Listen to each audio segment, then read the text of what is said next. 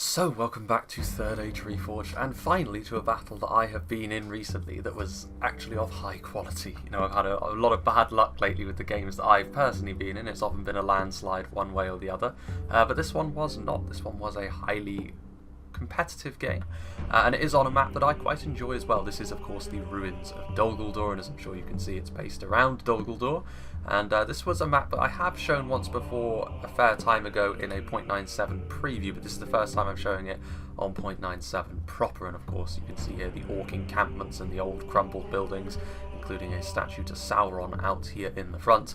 And this is going to be a de facto siege, as I was a part of the defenders here. It is still a 4v4, but we as the orcs on the defence are going to have less money to play with than the attackers. The attackers had a total, I think, of 4,000 florins more than we did, so we're going to really have to make our defensive positions pay, because it is going to be quite difficult to overcome the superior money that the attackers have available to them, especially as that obviously allows the good factions to get some of their higher tier units, and overall their quality is likely to be higher, so we're going to have to make very good use of positioning and use the defensive buildings to our advantage. But of course the free peoples of Middle-earth are going to be trying to expunge the foul occupants of Dol Guldur and reclaim this area once and for all for the forces of good. And I think we'll go through the good armies first of all, because of course they are the attackers, and that is the usual thing that we do. Starting off on this side, on my side of the battlefield, we have Cole, who's going to be playing as Gondor. He's got some Gondor infantry, unupgraded actually on the front line, so they've just got the mail and tabards here. But of course you don't necessarily need a huge amount of armour when going up against the Misty Mountains, because their archers are not overly damaging, and their armour-piercing missiles, such as their crossbows and their javelins, will still do a lot of damage even if you do have the full plate. And a lot of the basic goblin units will also still struggle quite a lot against the basic Gondor infantry. Of course, you still want the armour upgrade if you can possibly get it, but if you want to save a little bit of money, even with Gondor's cheaper armour upgrades, sometimes you need the money elsewhere, so they're just going to make up the front line. Just in behind, you can see that the stakes are pointing the other way, presumably to stop any cavalry sallying out, but I was unlikely to do that anyway, because all of the Misty Mountains cavalry is wargs, and of course they can really suffer at the hands of Gondor's archers.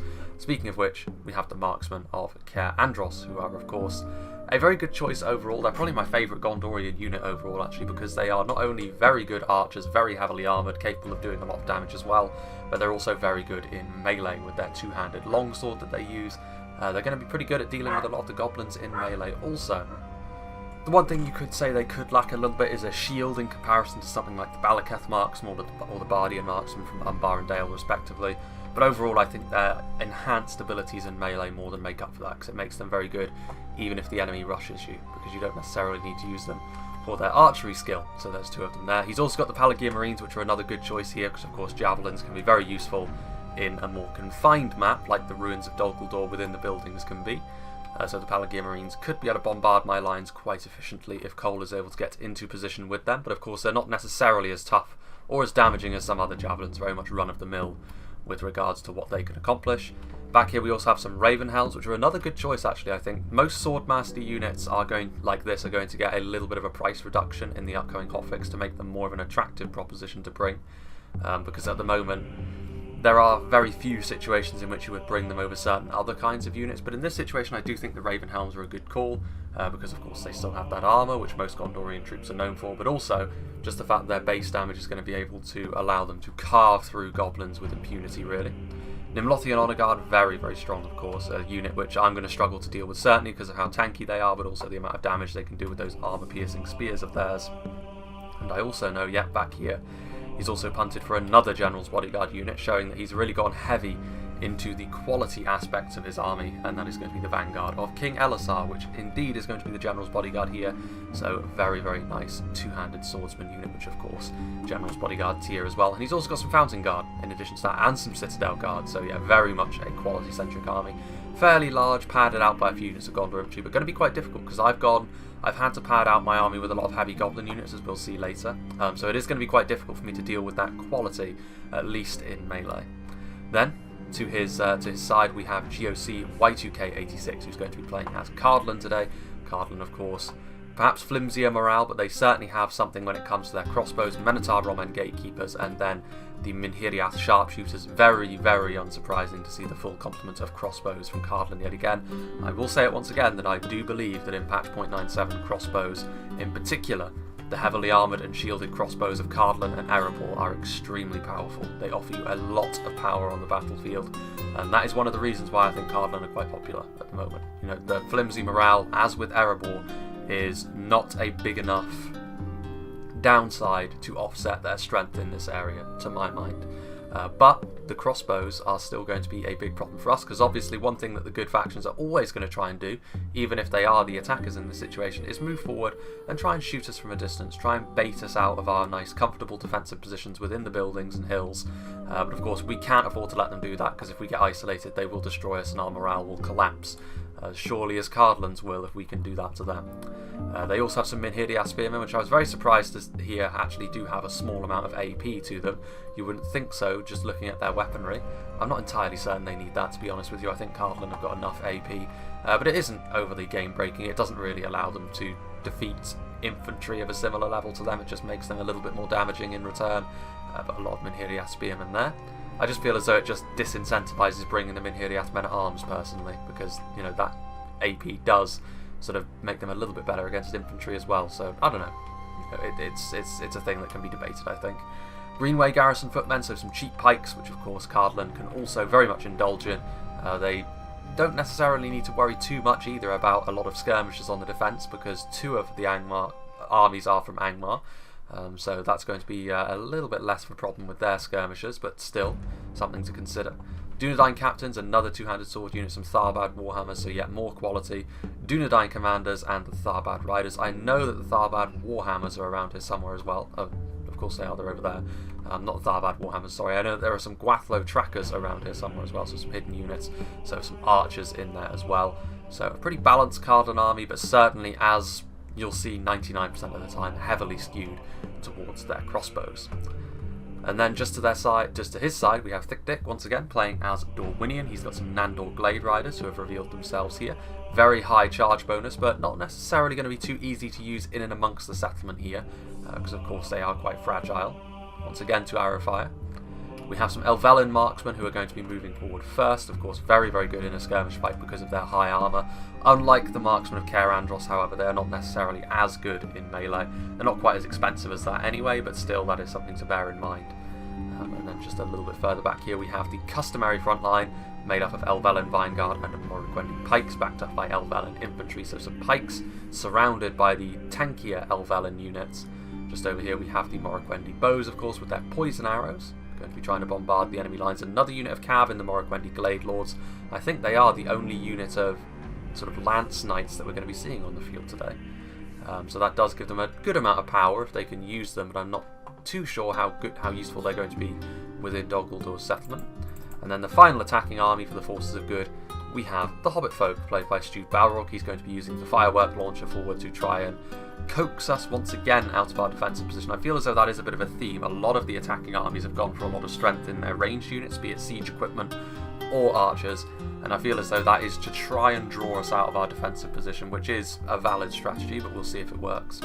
Some battling Brandybucks, of course, you know, the Hobbits are very well known for having a huge amount of AP in their roster, very awkward to fight, got a lot of good counter units.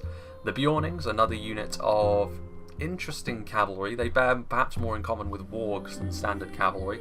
3 hit points though, difficult to wear down at first, but as soon as their hit points are gone they become much easier to kill, much like the wargs. Proudfoot Protectors, pikes with crossbows, again another one of those very awkward hybrid units which the Hobbits have available to them. Back there we have the Ents, absolute monsters in melee, the juggernauts that really hold everything together during an assault. Lots of Farmers of Buckland which have a huge charge bonus as well as having a pretty decent attack score as well. Definitely the most elite, in quotation marks, infantry unit that the Hobbits have available to them. And then there's almost certainly a ton of hidden units as well, be it Tookish Hunters or Bandabrass Archers. The Hobbits, more so than the others, who I think have all gone for a little bit more quality. Certainly Gondor and Dorwinion often have to, because even their Elvelyn units are quite expensive. The Hobbits will go a lot more for numbers than their allies, because of course that will allow them to go man for man with the Orcs a little bit more easily.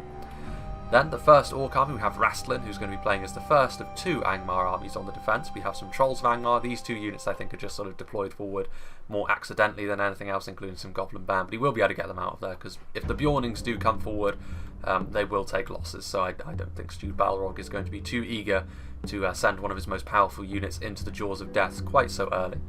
He's also got some Angmar Halberds, some Gundabad Guard back here as well, which I believe have an inspiration bonus. I really like the fact that Gundabad Guard use like scavenged armour from the dwarves as well. You can see that there's some sort of Ironfoot helmets in addition to some Dragon Slayer helmets as well. It's kind of cool how they're sort of patchwork like that. It's a very nice aesthetic, I think. Angmar Halberds still on the front line. The Witch Realm Blackguard, of course, the General's Bodyguard unit, a very, very strong and potent unit. We'll see how well they can do, and that is worth saying as well. Angmar, I think, are one of the factions best placed to deal with the Hobbits, because while they are susceptible to the Hobbits' AP, the Hobbits in turn are quite susceptible to Angmar's overall strength. It's going to be quite difficult for them to do that damage quickly enough before they themselves start to fall apart. Ballista there, that's what the units like the Ents are going to be for, of course, to try and really force the issue early. Snaga Stalkers and Angmar Halberds together. We also have some Guardians of Khan Doom, armour upgraded, as well as the Witch Realm Pikemen, armour upgraded.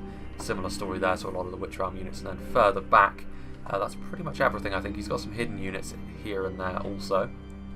Then we have Steel Can, who's going to be playing as Isengard. He's going to be occupying this sort of central position here where the hills are, and wisely he's decided to try and utilise this high ground to his advantage. And of course against Dorwinion that is going to be necessary because of their quality of their Elven units. If he can rain down some death on them, then the Elvelyn units will be at the mercy of the Uruk-hai. We have the Uruk-hai Pikemen, which are going to be very useful for holding a line. In behind them we have the Uruk-hai Reavers, which will be very useful for helping to carve through the Elvelyn armour, as well as the Bane Guards, so a lot of AP here, including the crossbows of course. So the Elvelyn will be in trouble here. Trolls the White Hand and Nazkai, but the Morroquendi will be the key. Can Isengard deal with them before they can get in to do some damage? Isengard Ballista up on this hill here, ready to shoot as they come forward. And then of course we have some Uruk-hai archers hidden in the trees, as well as some Dunlanding Berserkers who actually do have an armour upgrade, as I learned recently. The Dunlanders can upgrade their armour, of course it's still relatively lightweight, but that's yet more AP. So a lot of AP here.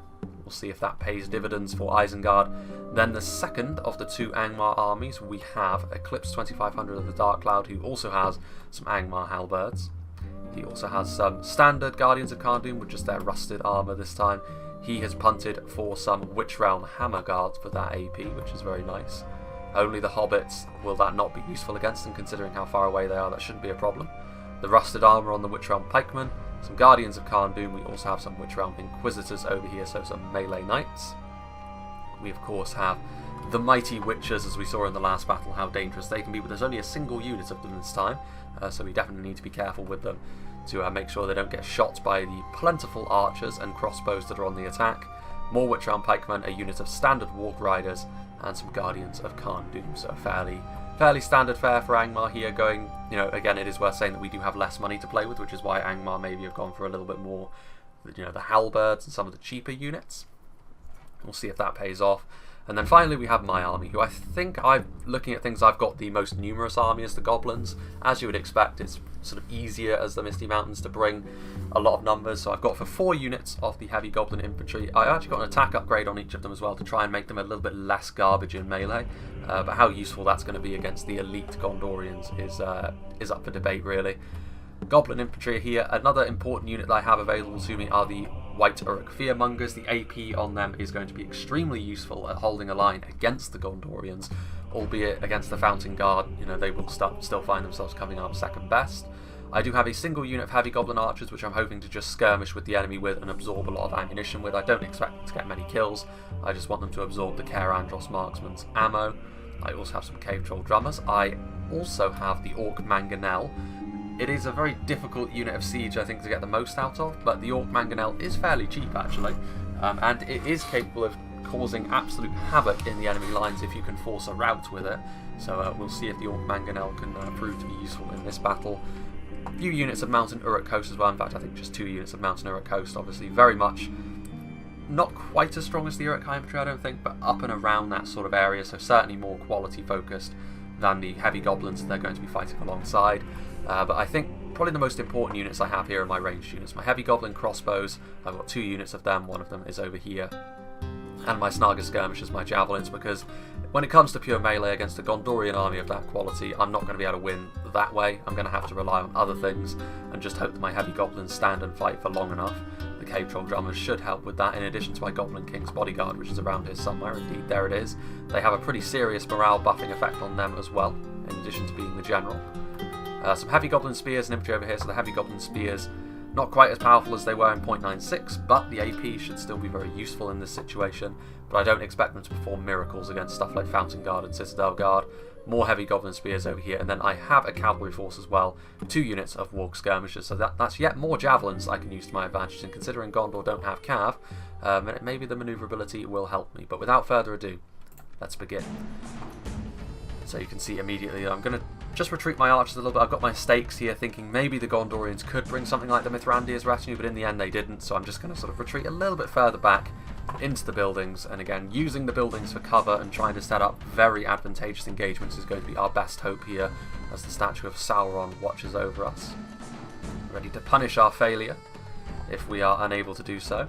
But yeah, certainly in terms of overall quality, to be fair, Isengard have got a fairly big army as well, comprised with a lot of shock infantry as well.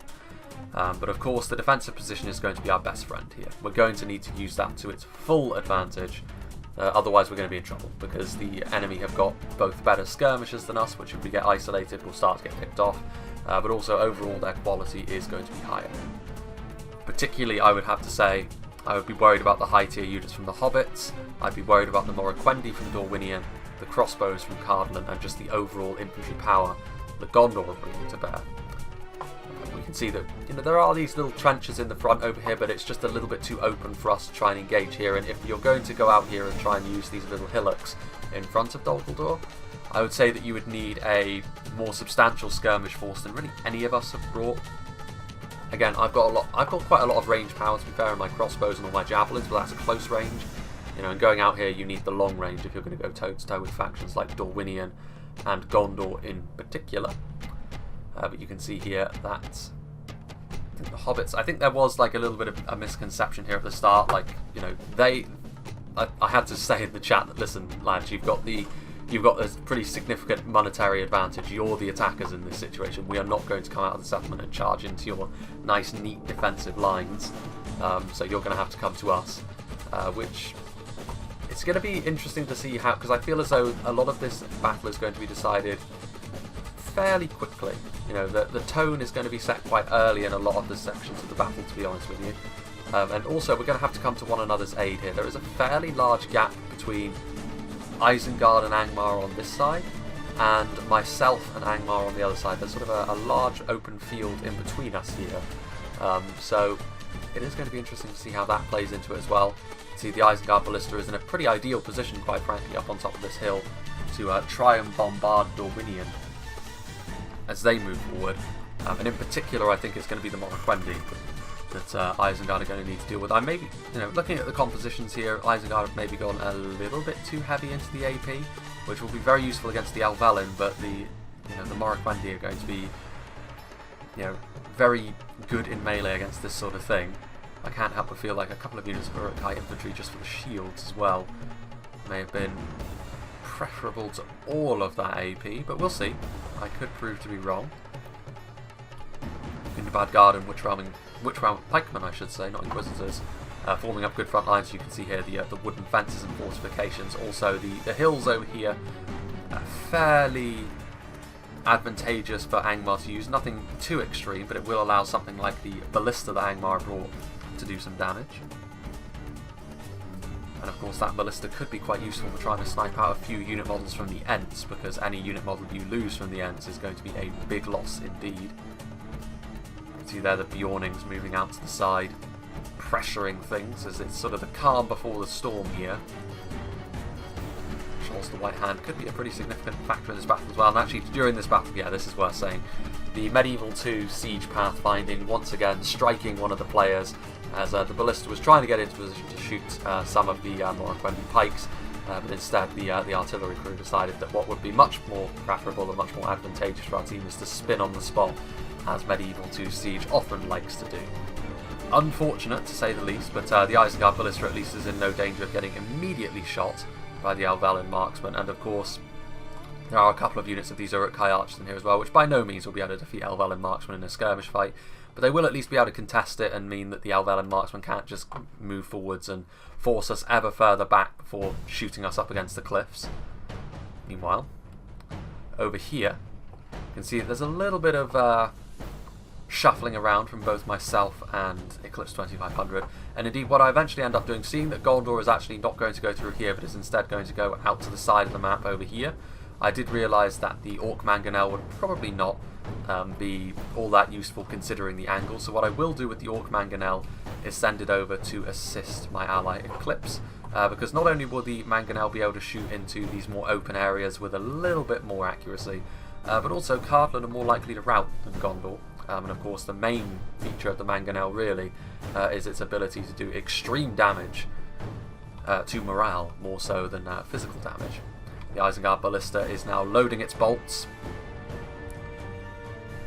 The archers are also firing. And the bolts almost immediately disappear as well, so the Ballista spinning on the spot. It's so frustrating when this happens when you're trying to use your artillery, because clearly the Isengard player, this is not what he intends. He wants to start bombarding the Dorwinian player, but it's just the game is not cooperating with him, and it's extremely frustrating when that happens. Uruk-hai archers, however, within the trees, on top of the high ground as well, starting to open fire upon the Elvelyn marksmen, actually causing a few casualties as well, but now it's going to be trading fire, and you would definitely back the Elvelyn marksmen in this situation, depending on what they're firing at. Of course, they could be trying to go for other units, which I don't think they are. I think, you know, the Dunlending Berserkers have backed up a little bit, making sure that they are not going to be the ones to be shot. You can see over here that the hobbits are now getting towards Rastlin's position over here in this part of Dol Guldur, and you can see now that he is opening up with his ballista. Some of the hobbitry now is being knocked over by the Ents. We shall see if the Ents are going to be able to be dealt with by those ballistae. Because of course a lot of the hobbit army here can hide, so it's not as if you can open up and continuously fire. The bandits are here as well, with their javelins. They're another unit with the Brett trait though, so they will fire and then charge in. And in melee the bandits won't really be up to much against a lot of the Angmar infantry. Dunedain Rangers trying to get into position as well, although they will probably start to be focused down by base guards as well. Goblin trackers revealing themselves, more goblin band back there, so goblin trackers alone will be enough to sort of try and ward off the presence of some rangers. Elvelyn marksmen trying to get into position over here. The Isengard Ballista is being shot, although to be fair it's not the best of angles. The Nazkai are in there.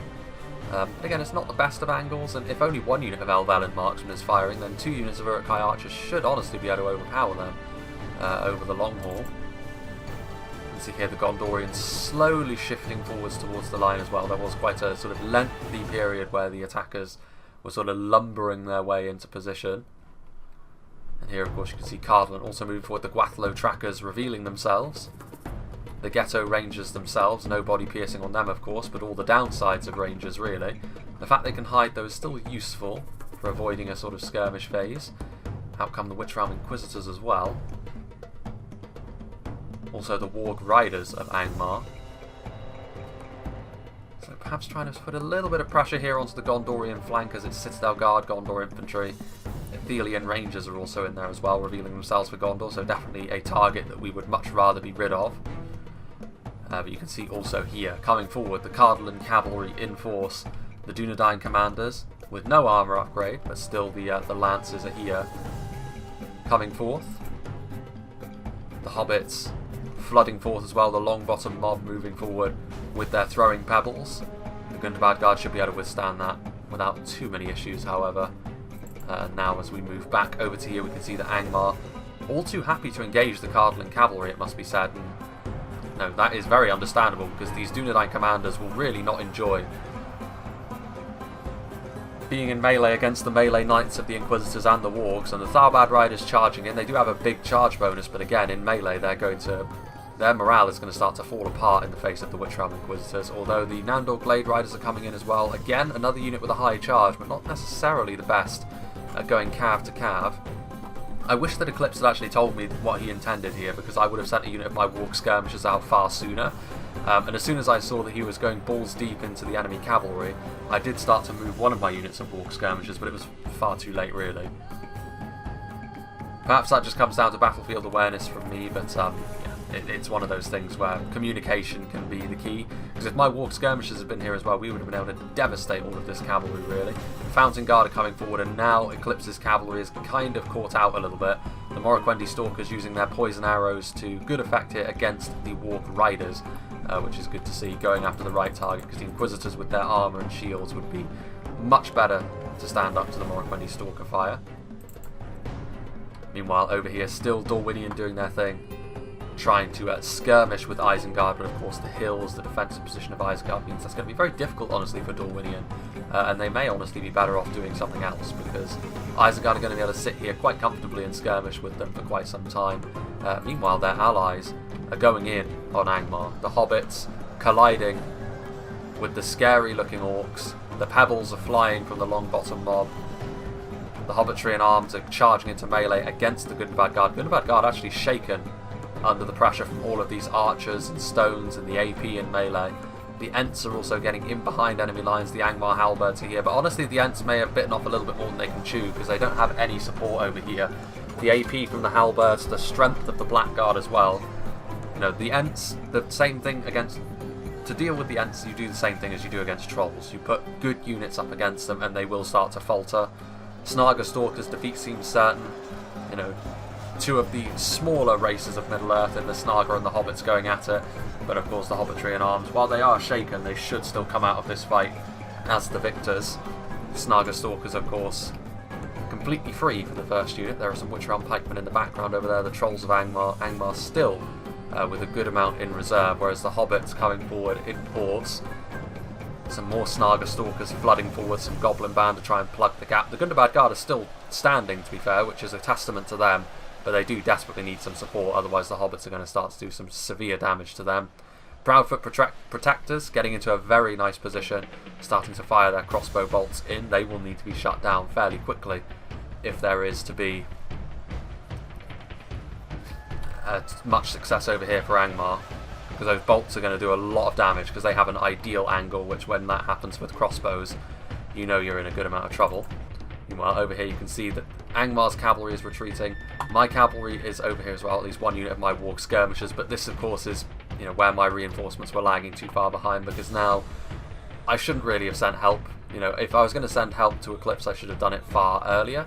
But now all I'm really going to accomplish is get myself shot by the Morroquendi Stalkers, and of course my Warg skirmishers will really not enjoy being on the end of those poisoned elven arrows. Meanwhile, Cardland still slowly but surely moving their Gwathlo trackers into position, hoping once again to skirmish us down, use their ranged units. You know, and that's very much the Cardland way of doing things. Whether it be crossbows or archers, they can't hope to be as strong in melee as Angmar after all. Even with the monetary advantage, I can understand the caution, as shameful as it may be, to try and just shoot your enemy to death. Speaking of which, the Uruk-hai archers, Dorwinian not really making any sort of headway here against Isengard. It's really just a sort of non-event here towards the hills. Dorwinian will have to try and change their tactics if they hope to gain any sort of ground anytime soon. Meanwhile, over here is where the battle is really underway. The Witch Realm pikemen are going to come forward to assist the Snaga Stalkers. And honestly, you know, this should tilt the fight pretty heavily in favour of Angmar. Even with the farmers of Buckland in behind, the pikes should be able to keep them at arm's length. And pikes, honestly, will be good against the hobbits because their defensive values are relatively low. Dunedain Rangers trying to get into position now, presumably to try and hit some of these pikemen. Whether they will be able to or not remains to be seen. Here you can see the Angmar Ballista trying to snipe out the firework launcher, which, to be honest with you, the firework launcher, the usefulness of that unit now is kind of past, because if you do start using the firework launcher, you're going to hit just as many of your own men as Angmar, and I think at this point in time the hobbits are honestly more likely to rout than Angmar. A little bit more damage by units like the Proudfoot Protectors, and that will probably turn around.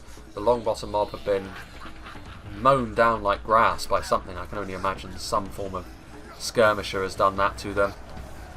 Gundabad Guard are now routing off, leaving only the Snaga and the Goblin Band to try and hold this section of line, and again, I can only imagine that that is in large part due to the Proudfoot Protectors, but now you can see the Hobbits are also starting to rout, so lacking a bit of steel, the Hobbits, and this is probably the main downside to them, honestly, the fact that they are quite easy to rout because they have so little in the way of genuine upper-end units, and one of the few units they do have in that regard, the Ents, are being surrounded and cut down. The Longbottom mob in melee, actually no, those are battling Brandybucks, aren't they? Indeed they are. The only support they have, and they are looking like routing as well, so the Hobbits, their morale may prove to be their undoing here. I think it's about time we actually went back up to 1 speed as well.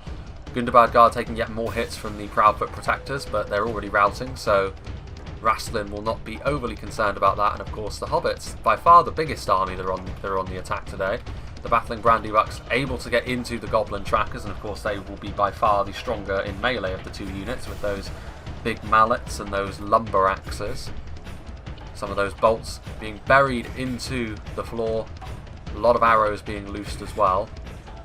More Goblin Trackers back there of course, and now more Angmar Halberds marching forward, more Gundabad Guard.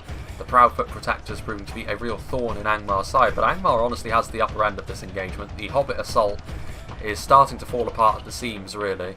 And now the firework launcher is launching, but again, like I said, just as many of his units are going to die as Angmar's, and now the Trolls are being committed. Farmers of Buckland, not the ideal opponent for them, to be honest, but I think they're just going to try and break them as quickly as they possibly can.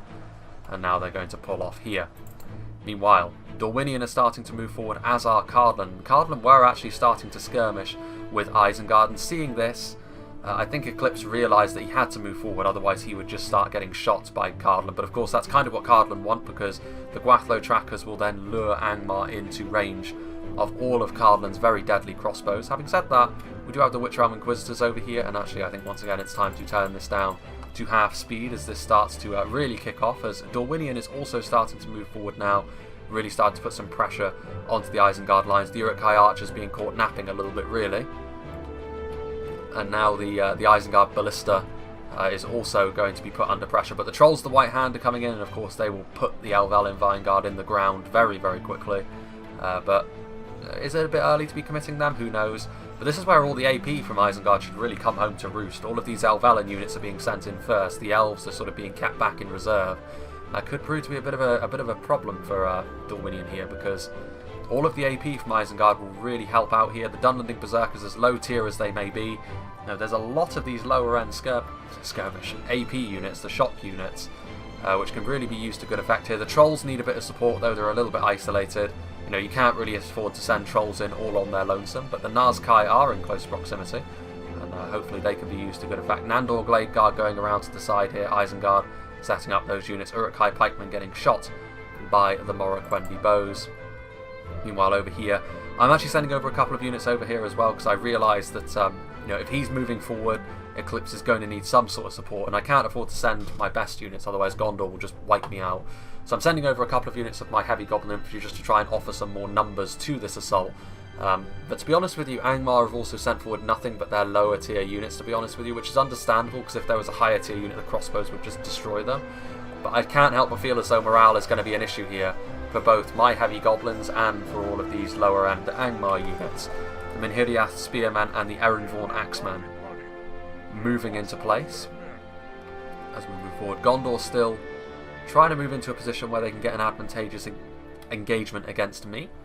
But I'm still just sort of waiting here, trying to sort of play the positioning game, because if I can position my crossbows and javelins just right, that is what's going to be my best friend, because in terms of sheer quality, Gondor's infantry is arguably the best on the field today, and mine is arguably the worst, so going to be quite difficult here. But here you can see the Uruk-hai Reavers moving down the hill in support of the Trolls, and this is going to be a real problem for the violet-clad Elvelyn.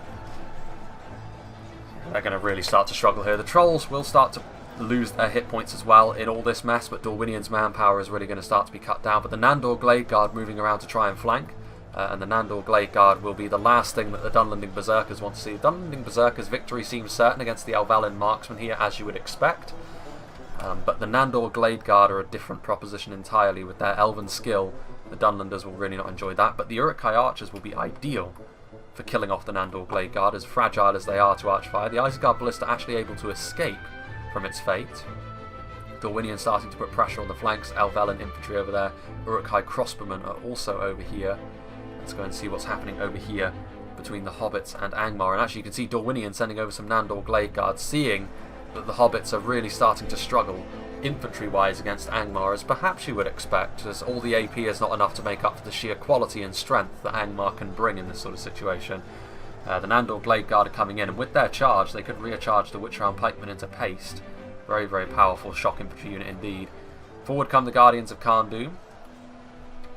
There you can see that the firework launcher is still doing its thing, but once again I really can't help but feel as though they're more likely to do damage to their own men considering the position of everything here. But this is still the main problem I think for Angmar. The Proudfoot Protectors are over here, and they're still doing that thing with their crossbows. I think they've been by far the most effective Hobbit unit so far, because the infantry has charged in and it's mostly been broken. But Angmar is taking pretty grievous losses at the hands of now the if the game itself doesn't crash, it seems the replay wants to crash these days. The game just loves to spoil my good mood in recent times. But I suppose I should know better than to zoom in on Rangers when there's a replay going on, because they're like kryptonite for the game. It really does have a heart attack whenever you see that. But we are back, and we can see that obviously still the Hobbits may be losing their fight, but with a little bit of support from Dorwinian over on the other side, as we saw, and the support of their crossbows and the like, they may yet be able to turn things around. However, over here, that does mean that Dorwinian will have less manpower with which to deal with Isengard, and all their armoured units are really going to start to struggle. They're really under the cosh here against the Isengard AP. The Morroquendi Pikes will be key, however, and the Kelderwin River Patrol are now in position, which is also going to be a key factor in this battle, because they will be able to unload on that Isengard blob at the top of the hill. And you can see the Trolls are now dying off, so the Trolls, they may have done a lot of damage quickly to the Elvelen, but overall maybe not as much as the Isengard player would have hoped. Meanwhile, over here, this is another key battle, and it's another key battle actually that Cardlan are probably quite pleased with, because their crossbows are in position to do a lot of damage on the Angmar army as it moves forward, and you can see the Witchers are here, but the Witchers would do very well to be very careful, because if the crossbows see them, they are going to be doomed. I do have some heavy goblins on the front line, but they are losing. I'm going to try and support them. I do have my damaged warg skirmishes, which were previously, of course, at the mercy of those Morroquendi stalkers. And I'm going to try and use my javelins to do some damage on this flank to the Erin-born Axemen and Gondor infantry to bail out my already wavering, shall we say, heavy goblin infantry. With the support of some of these better Angmar units, maybe there is a case for saying they were lagging a little bit too far behind, because already Cardlan have got a bit of an advantage in this fight, and now, as if that wasn't enough, Tharbad Warhammers and Dunedain Captains are going to be coming into the fray, and this is going to be a problem, because Cardlan have their pikes in position, they have their crossbows in position. This is, in every respect, an engagement that Cardlan will be very, very pleased with. There are those Angmar halberds coming in from the side, Guardians of Khan Doom over there as well. But there are also the Morroquendi Glade Lords to be concerned with. You can see that some of my heavy goblin infantry are already routing off, in fact. The Isengard Ballista is now in position, further back on the hills, doing some damage to Dorwinian, as Dorwinians start to make some headway in pushing Isengard back off the first hill at the very least. But of course, there are several hills in position. The Uruk-hai archers are over here as well. The secondary Isengard position is also under a lot of scrutiny, and this is one they will definitely end up losing, because there are too many Elvelen, and there is of course the Morroquendi Pikes, who should be able to outperform the Uruk-hai pikemen, even with the banana-shaped engagement in favour of Isengard there. Uruk-hai crossmen, to be fair, the crossbows need to get into a position where they can fire sooner rather than later. The Kelderwin River Patrol have taken an awful lot of damage, to be fair, and also the Witch-Ram Inquisitors from Eclipse 2500 coming over to try and help bail Isengard out. And to be fair, on top of this hill, Isengard, they are losing ground, but the Nazkai are up here. So, to be fair, Dorwinian, while they are technically speaking slowly rolling Isengard back, Isengard still have their crossbows, they still have their archers and their ballista, and they're taking an awful lot of damage in doing this. One thing that I suppose, I think Isengard, I know them personally, the Isengard player. You never want to just let cavalry charge into the back of your units like that. You're much better served turning them around and counter-charging, because it's much better to take the additional damage from the infantry than it is the full charge from the cavalry. As goofy as it may look, it is the way to do things. Hard baked into Medieval 2's mechanics as well, so it's not as if that can be changed.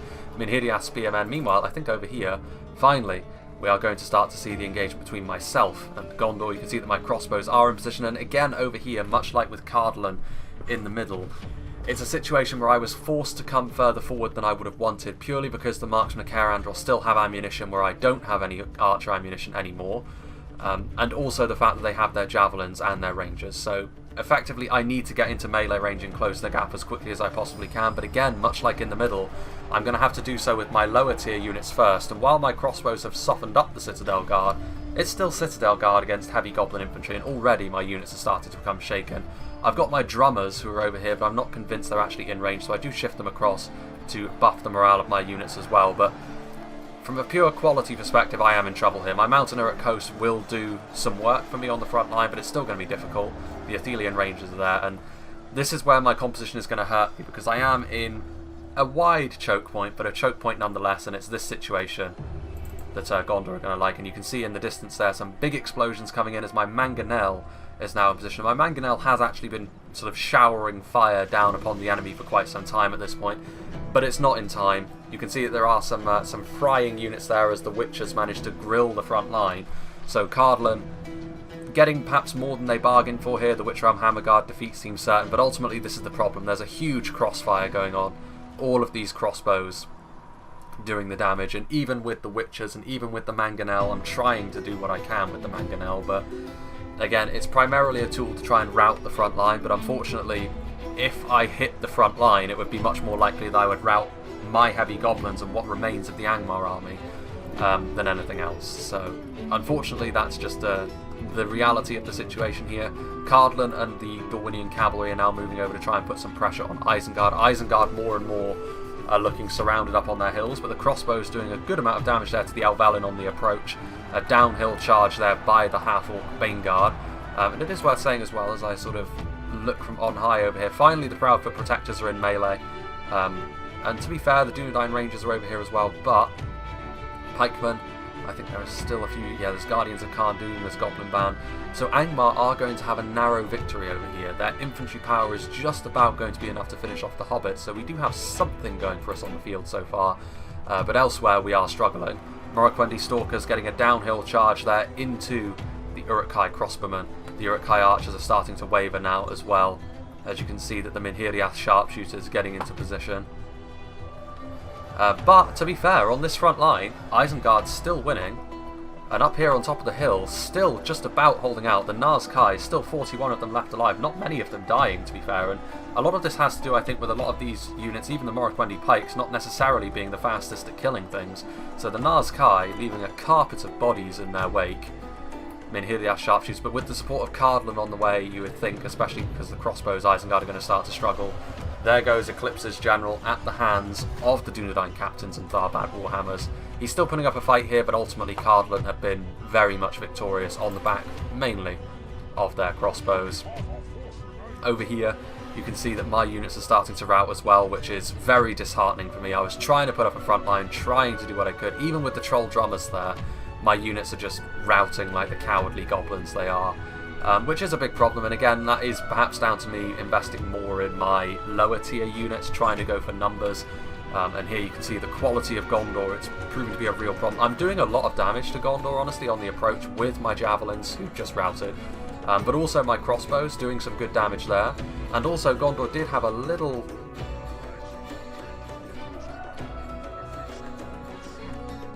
flanking force over here, which I was able to destroy very quickly actually at the hands of some of my better units. But ultimately it's still proving to be a very, very uphill struggle for me over here against Gondor's quality. Doing what I can, especially with my walk skirmishes, trying to use my javelins, but part of the problem as well was the Pelagian Marines were able to do the same to my line as I was doing to the Gondorian line with my crossbows and javelins, and ultimately, you know, that's going to be devastating for my morale. Here though, Cardlan continuing to push forward. My Mangonel's actually out of ammunition at this point. I've already done what I could with my Mangonel onto the Cardlan line, so I don't really care if it gets attacked. If anything, that's buying more time for all those elite units to be tied up with them. But here the Minhiriath sharpshooters are going to do some damage. The Celdwyn River Patrol, not much of Isengard is left alive at this point, but the Nazkai still just proving themselves to be the monsters that they are on top of this hill, doing a lot of damage. Isengard's still just about clinging to life. The crossbowmen are going to try and get a few volleys into the Cardland crossbows, but you can see here the Cardland crossbows are still so healthy, still with ammunition, that it's only going to be a bad situation for Isengard. Here you can see the Glade Lords are charging in, but the Glade Lords, you know, that it's a risky proposition to go charging into pikes in the way that they are. And you know, still, Dorwinion have taken a lot of losses. I would say that for the most part, honestly, Isengard and Dorwinion, if it were a one-on-one fight without Cardland coming to the raid, they probably would have just fought one another to a standstill here. Maybe with the very minor advantage to Dorwinion with those Morroquendi bows still to be committed, but I mean the Nazkai are so strong here that it could have gone either way, I think, but with Cardland's support, and I think that that will prove to be a bit of a theme going forward in this battle. Cardland are now free to support their allies wherever they so choose, and here you can see that I'm actually going to pull my units off purposely here as Eclipse. He warned me to pull my units off, and this is the reason why. The Witchers are going to get a very, very nasty volley into the heart of the Gondorian line, and that is going to be enough to give the Gondorians pause. A huge hit there, huge hits in general. The Gondorian army shattered, and that is the good side to Angmar saving some of their units to come over and help me. I mean, it's a very depleted army now, of course, but the Witchers sending that entire Gondorian force routing. Forward come the Gondor infantry. There is actually a force around here as well. They're about to collide with my heavy goblin infantry and my heavy goblin spears once again.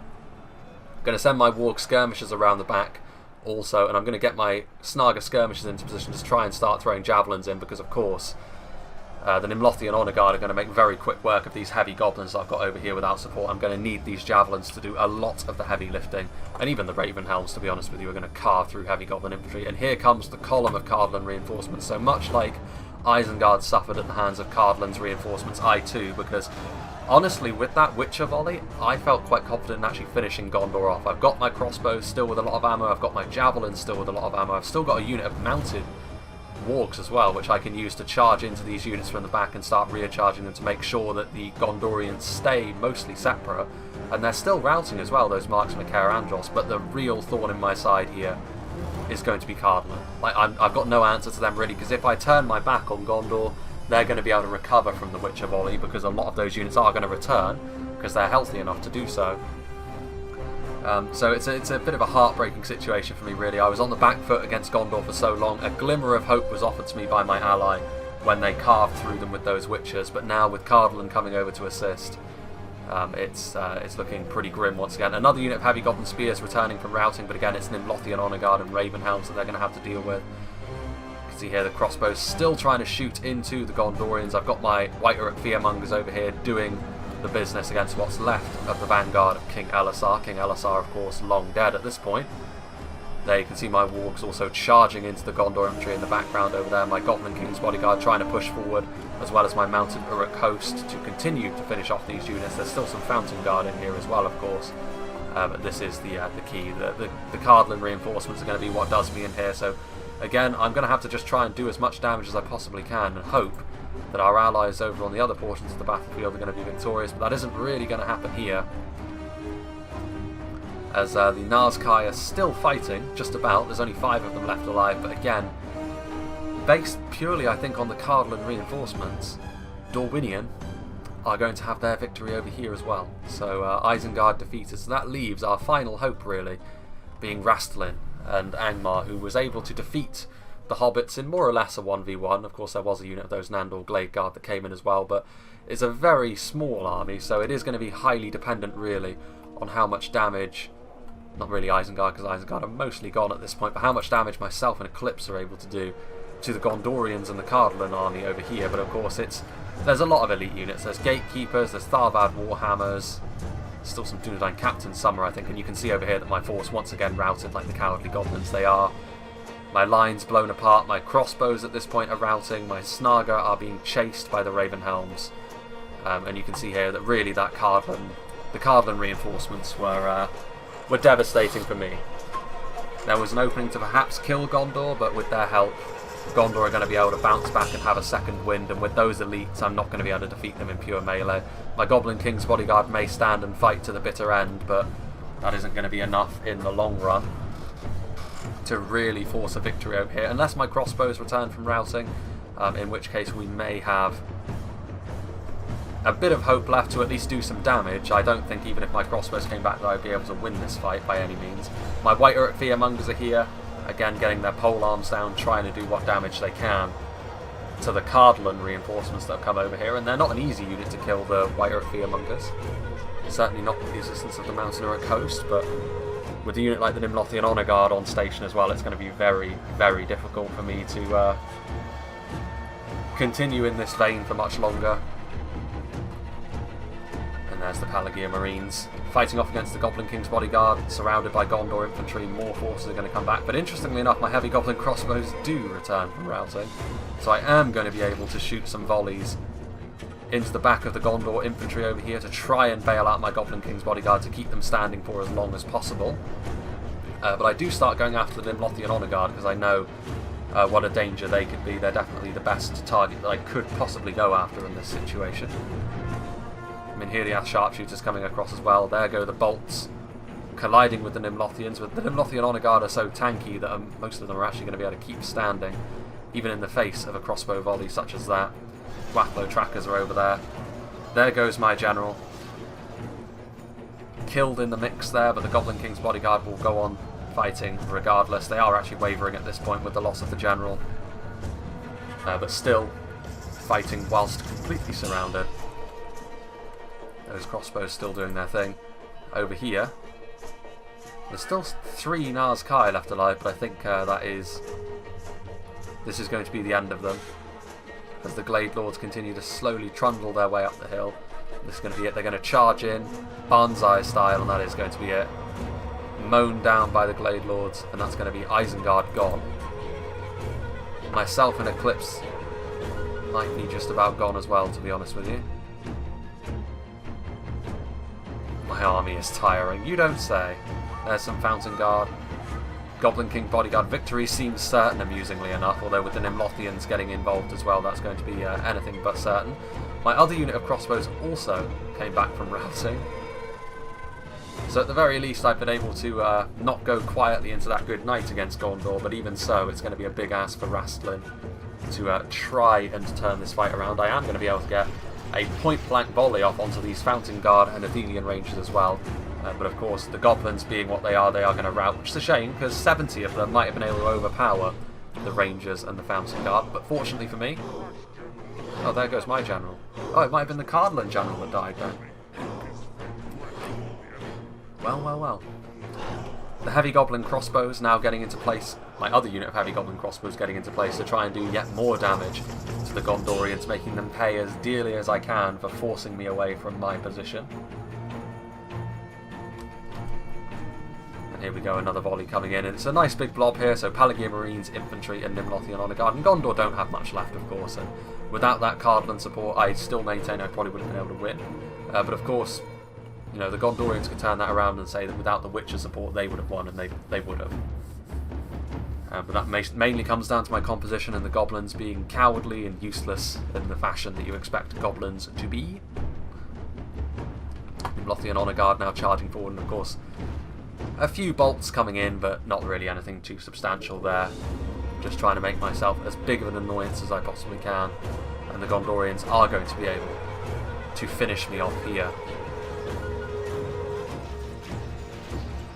Point blank volleys, of course, standing and shooting, because that's where I'm going to be able to do most of my damage here. A few Pelagia Marines, even a Nimlothian Honour Guard or two falling in that volley there, but it's only going to be a matter of time before they rout. They're actually standing and fighting for longer than I remember. This unit of crossbows proved to be far more resolute than the others, pulling out their highly deadly goblin blades. Wouldn't be surprised if they didn't even have an edge. Shaken and exhausted, the Gondor infantry, but the Nimlothian Honour Guard, of course, eager still for more blood, and that's going to be the end of the Heavy Goblin crossbows. I think it's quite clear at this point. I don't think I have anything remaining. Indeed, the rest of my Goblins are running, the Athelian Rangers chasing them down, albeit the very depleted Athelian Rangers. Yeah, these Goblins lasting far longer than I remember. There they go, now they rout, and Gondor finally victorious, and this of course means that Dorwinion, Cardland and Gondor will be able to combine what's left of their forces to try and deal with Rastlin. Of course, Rastlin has to get into a defensive position, otherwise the Glade Lords are just going to charge him into oblivion, even with only 6 of them there. And of course, the Morroquendi bows are going to get up on that hill. And still with some crossbow ammunition from Cardlin as well. This is the problem. Ranged combat is for cowards, as I always say. We shall see how much of a last stand Angmar is going to be able to put up, and it will be a last stand. I mean, with Blackguard and pikes, they're going to be able to do some damage, but for the most part, it's fairly clear at this point that the forces of good are going to win, but not by much. All of the armies are fairly depleted. Cardlin is probably in the best condition. Gondor and Dorwinion are very, very depleted. Cardlin, however, still have some fairly substantial forces. I mean, even Cardlin haven't got much left. They still have their crossbows, of course. But of course, their crossbows getting into position. Again, the ultimate coward's weapon, the crossbow. I may have been using them, but I'm playing as the goblins. The goblins really don't have the quality in melee to be going up against Gondor. But of course, this is going to force Angmar to come out of their defensive position that they had set up. But I mean, perhaps Dorwinion won't be thanking Cardlin for doing that, because they don't really have much on hand to try and stop the Blackguard, and the Elvelyn, the remaining Elvelyn, are going to be fairly easily destroyed. And indeed, they're taking a bit of friendly fire there, and the marksmen are routing because of that friendly fire. Some Vineguard moving forward to try and fill that gap.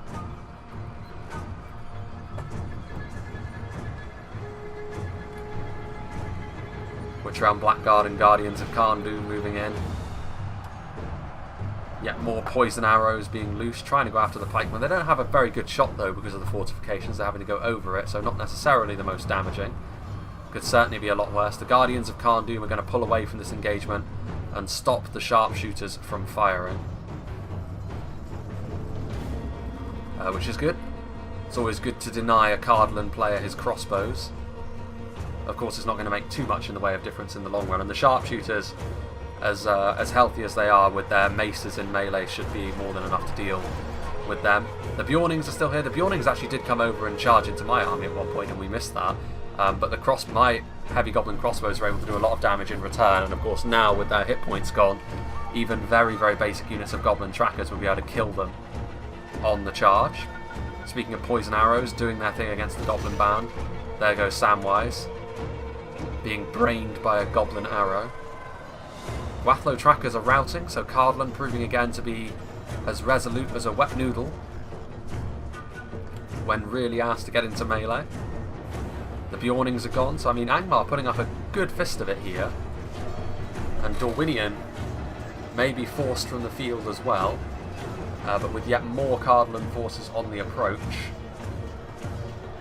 It's obviously going to be a fool's hope that we go on to win this fight, but definitely a good last stand being put up here by the second of the two Angmar armies.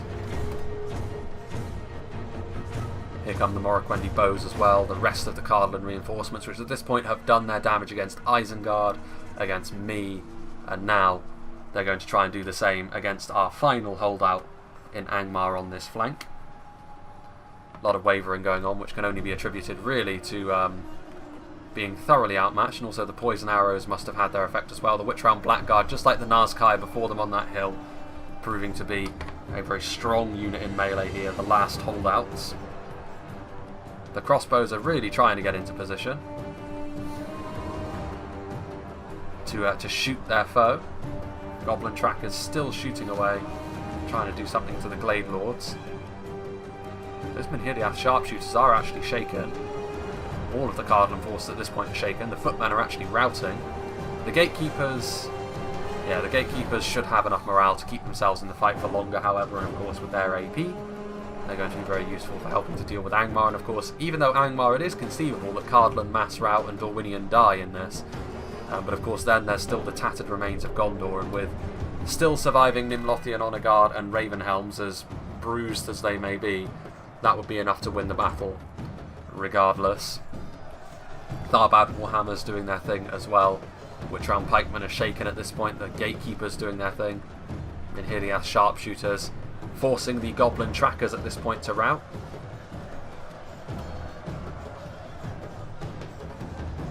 Tharbad Warhammers still over there as well. The Glade Lords are still trying to do their thing, charging in and out.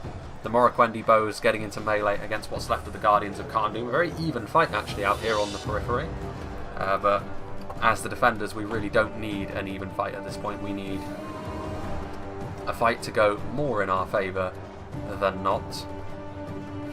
There are the Tharbad Warhammers. Defeat seems certain. There's only 6 of them remaining, to be fair. The Witch Realm Blackguard, still victory seems certain, so once again they're proving their strength here in the late game. There's some Greenway Garrison footmen that are routing. The Raven Helms are on their way over now, so Gondor are starting to make an appearance. You can hear the Ash Sharpshooters. I think they're actually returning from routing. Indeed they are, so they did come back, and some Gondor infantry as well. So Gondor are starting to make an appearance now as well, filtering their reinforcements in, and there's only a matter of time, of course, before our defences crumble. But it has been nonetheless a closely fought battle, and indeed you can see here that it is within that golden 10% ratio. And all things considered, I think considering we had overall a 4,000 florin deficit to try and make up, and considering the fact that for the most part the attackers decided to try and smoke us out with skirmish fire, and for a large part they did succeed because we didn't have any choice really but to try and engage more on their terms than we would have liked. I think we ended up doing quite well for ourselves overall. An honourable defeat indeed. But I think obviously the key was that middle engagement against Cardlan. Like Cardlan, their Gwathlo trackers were able to lure Eclipse out, and Eclipse didn't really have too much of a choice because while he didn't have to do that, if he didn't move forward, he would have been hanging Isengard out to dry. Like Cardlan's crossbows and archers would have been able to just rip through the side of Isengard's position on the hill, and it would have been disastrous really. But yeah, I mean, it's always a little bit frustrating I think when you lose because the enemy have gone really skirmish heavy. Like, it's very disheartening to lose because the enemy smoked you out with ranged units. It always feels a little bit... It's a valid strategy, and it's not cheap, but it does feel cheap. Yeah, and that's all there really is to say about that. And also, there is a good case for saying that, you know, the quality discrepancy was too much, especially, like, if you look... The 1,000 florin difference between myself and Gondor, I think, was the most pronounced in this battle, purely because the quality of Gondor's infantry so far outstripped my own. And I was, again, I knew going into the battle that was going to be the case, and I was trying to sort of, you know, I was hoping that my javelins and my crossbows would be the great equaliser in that situation, but Gondor had javelins of their own, and ultimately, of course, you know, I had to send over some of my heavy goblin infantry to try and help the Angmar assault into Cardlan, which ultimately failed. And ultimately it just didn't work out in our favour. Well played by the attackers, I think. But yeah, I still feel as though my hatred of crossbows is yet further justified by this battle. Because I think without those Cardlan crossbows, without Cardlan having access to 3 crossbows, which are... Honestly, you cannot skirmish those Cardlan crossbows down. They're too heavily armoured and shielded to kill them off quickly enough in that situation, especially for factions like Angmar, Misty Mountains. Like Isengard might be able to do it with their own crossbows, but again, that's just cancelling one another out. It's a problem, I think. It's something which is difficult to deal with, and there's no obvious answer in this situation. You could say, well, why didn't you bring cavalry? Well, if we brought cavalry, we would have been ripped apart by the, you know, Orc cavalry is primarily wargs. We'd have been ripped apart by the Morroquendi bows and the Gondorian archers. There's no way that would have worked. We would have just been torn up. And that would have been even, you know, they would have been easy to deal with. Easy. It was a fun battle to be a part of, though, nonetheless. It was sort of like constantly trying to turn a losing fight around, and to be fair, we almost managed it. It was a big moment from Eclipse when he grilled that Gondorian corps with his witches, because he killed off so many of them so quickly. But ultimately it wasn't enough because, of course, Cardlan's army was there to bail Gondor out of that situation, and then, here in the late game, it is Cardlan and Gondor, and this is pretty much all they have left. There's a few Gondorians still filtering their way in, obviously the Nimlothian Honour Guard, and then there's the Rangers, which are also like down to their last dregs. But for the most part, this is all they have left for the attackers, so ultimately a very close fight, and it was very fine margins. I feel as if we had a better answer for Cardlan in the middle. Again, if we could have made that Mangonel work for us, if we could have really exposed Cardlan's lower morale, Those mangonel shots could have been deadly. The Witchers did a lot of damage to Cardland infantry as well, but not to the same extent they did against the Gondorians. And there we go. Victorious, a 6% differential, close, and I feel as though, considering the money discrepancy, we did quite well. Obviously, my army was by far the largest on the... Well, I say by far, the Hobbits had nearly the same amount of kills. And I do think Rastlin deserves both the Angmar players. I mean, Eclipse, as good as the Witcher volley into Gondor was, ultimately it was his section of the field where we crumbled in the face of Cardland, which I feel as though is less his fault and more the fact that Cardland... Again, it's the crossbows. It's the crossbows. My hatred for them grows by the day. But yeah, I can't really give him the MVP considering Cardland did blow through the section of the map he had to try and defend. I'll have to give that to Rastlin. I mean, not because of the kills, because most of those kills were against low-end hobbits, which were far easier to kill off than the opponents the rest of us had, to be fair. But yeah. And also, Steel Can, he got the lowest amount of kills, but also, by that token, he also faced the smallest army in Dorwinion with their elven leanings. And also myself, obviously, getting the second lowest. Gondor, again, very difficult to kill off that amount of forces. But let's see what did the damage for my army. My Goblins King's Bodyguard did very well in the mosh pit. They were in 170 kills, proving that they are actually quite an effective unit in melee. They're not just a safe place to stick your general and then they won't necessarily be the most damaging. They did quite well. The Warg Skirmishers, differing fates. I think if I had sent that Warg Skirmisher unit with Eclipses, Cavalry Sally out, maybe it could have had more success. We'll never know now, though. But you can see that clearly the worst part of my army was my heavy goblins. They just did not withstand the Gondorian push. And you saw, even with the Cave Troll Drummers in close proximity, they absolutely crumbled in the face of the Gondorians. They routed almost immediately.